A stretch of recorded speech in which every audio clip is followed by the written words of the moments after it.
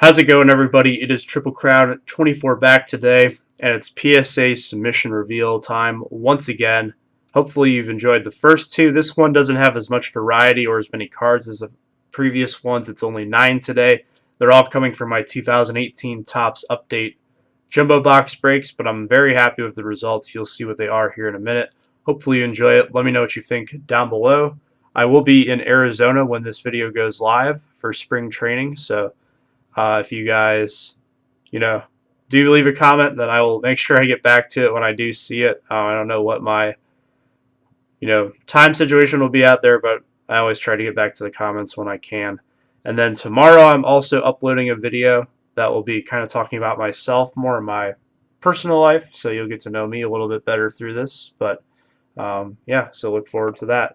Anyways, let's show off some slabs. That's what everyone is here for. First up is the 83 style autograph of Mike Soroka. So I had two autographs for my two boxes, Soroka and Jack Flaherty, both who had pretty solid 2018s. I'd say Flaherty is a little bit more on the uprise right now. I think a lot more people are on his bandwagon, but Soroka is one of the numerous Braves pitching prospects who we'll see if he gets more of a shot this year. But I thought this one would come back at 10. The centering on it was better than some of the other ones I've seen, but as you can see, it's still a little bit off top to bottom, which is pretty common with these 83s, and it came back as a 9. So that one is all right in my opinion. It's one I'll be holding on to until Soroka, gets more of a shot. Here's a guy who has established himself a little bit more. Be none other than Gleyber Torres, his rookie. I don't know if this is going to go down as his true rookie or not, because he, along with Ronald Acuña Jr., had the short printed rookie cards in 2018 Topps Series 2. I do not have any of those. I wish I did, but I figured I'd go ahead and send these in anyways to try to get at least one and then move the other one that were a 10.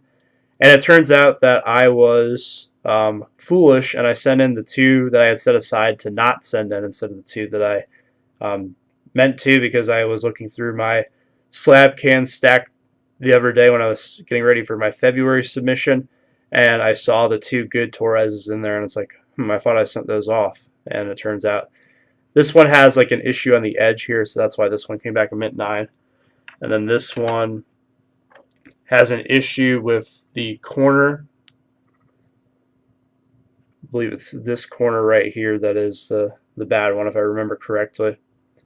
So I had set that one aside, and then I ended up sending it off anyways. But mint 9 is just fine. When I first opened up like the report of the results and I saw 3 9s in a row, I was thinking, oh boy, this is going to be a rough submission. But definitely turns around after this card right here. But Torres is a really good player. I'll definitely take a 9 of him.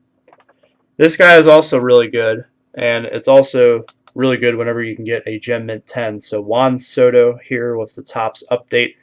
I actually only pulled 2 Soto rookies, and these are the true rookies, not like the rookie debuts that are not quite as coveted. And I had 4 Acunas and 4 Torres, so I was a little bit interested to wonder why I only got 2 of him. I guess that's just how they fell. But super stoked on this one that I came back at 10. The other one has a corner issue that pretty sure it would have came back at 9 if I would have sent it in, so decided to only go for 1, and this is one that I'll be holding on to. Soto probably would have won Rookie of the Year in the National League last year if it wasn't for the guy who's coming up next. There's just a really deep pool of talent in the rookie class last year, but very happy to add my first Soto Gem Mint 10. And he was the runner-up to this guy, Ronald Acuña Jr., and I'll turn the slab sideways here so you can see the card.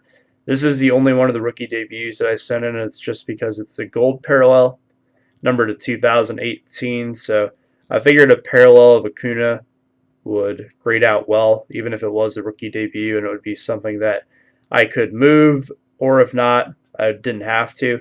I went to the game where he hit his first home run, which was actually the day after his debut. So I would have, if I would have gone to that game, I definitely would have been hanging on to this card, but I decided not to, and I went to the game where he actually hit his first home run instead, which to me was a little bit cooler. But nonetheless, there you go. Only one of the rookie debuts, but that was a gold parallel. And then I had quite a few of these. So like I said, I had 4 Acuna Topps update.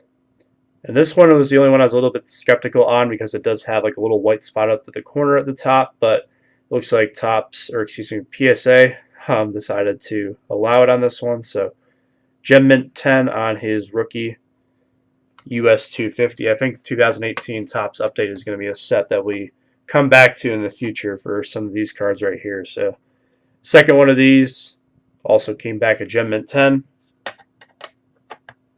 And I actually hit all 3 on the Gem Mint 10. So that is always good.